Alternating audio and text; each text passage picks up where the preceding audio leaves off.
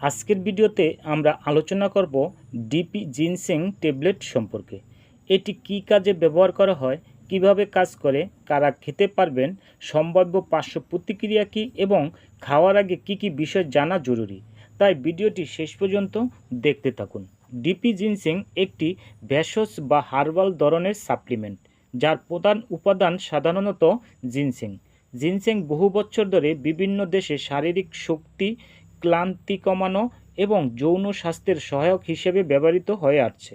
DP ginseng সাধারণত ব্যবহার করা হয় যৌন আগ্রহ বা লিবিডো কমে গেলে, শারীরিক দুর্বলতা বা ক্লান্তি অনুভব করলে, স্ট্যামিনা বা কর্মদক্ষতা বৃদ্ধির সহায়ক হিসাবে কাজ করে। তবে মনে রাখবেন, যৌন সমস্যার মূল কারণ যদি ডায়াবেটিক্স, হরমোনের সমস্যা বা মানসিক চাপ হয়, তাহলে শুধু এই ধরনের সাপ্লিমেন্ট যথেষ্ট নাও হতে পারে।